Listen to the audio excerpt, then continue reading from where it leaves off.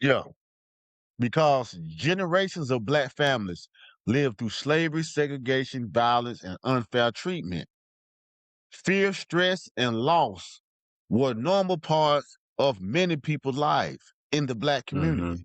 Those experiences can affect how families handle emotions today. Because the thing about it, strength was required to survive. Mm-hmm.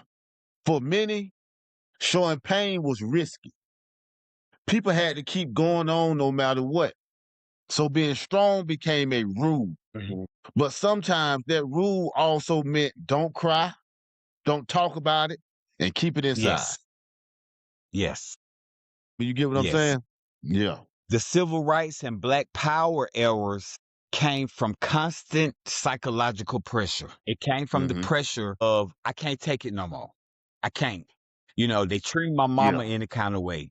She going already cleaning up for the folks and cooking for the folks' children, and they treating her like this. Like, how much does one person take mentally with that? And then you have to act out.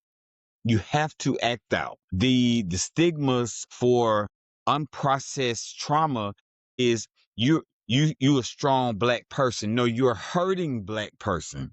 Because if you're able to suppress trauma after trauma after trauma, and you can walk around and but your behavior is bitter, angry, but it's in the name of I'm independent, I don't need nobody. No, that came from somewhere. That came from somewhere. I call this the volcano generation. Mm, Finally, it done erupted.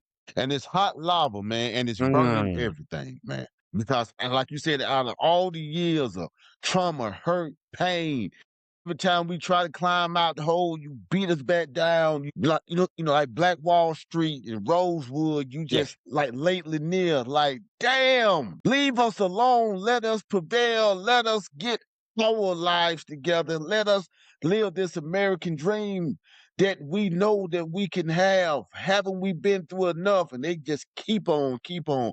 Now it's just like F it.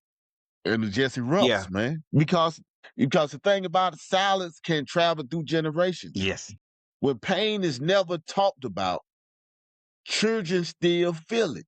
They may see anger, distance, or stress, but not always understand why. Yes. Yes. Some communities remember times when systems were unfair or harmful.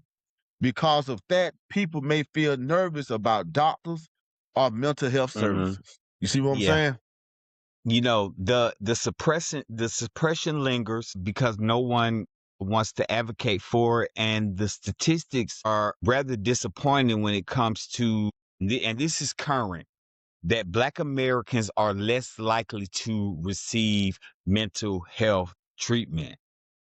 They they just don't do it. It's the strong will in us to not want to get help, to say that we could do it on our own. But we're talking about the weight of hundreds of years of oppression. Trying to navigate that by Mhm. yourself can cause some kind of mental breakdown. And that it said that we're most likely to be misdiagnosed, even if we do get the desire or the unction to get help for our mental state passed by generations. They diagnose us with something other than the truth. And that's sad. That lets me know the level of decay in the accountabilities that have been set in place according to the ones we vote for and the ones who have been set in these positions for whatever reason. We're more likely to be jailed than treated during a mental Mhm. health crisis, Yeah. Yeah. I kill. or killed you run up on somebody, the police, and they spazzing out, and the first thing comes to your mind is this man is a threat, and he may be a threat, but it's not an intentional threat. So between it being a threat and a non-intentional threat, there's a reason why he's a threat if it's not intentional, and that's what's being neglected and looked over, is the fact that missing link is that mental element where the dots are not connecting.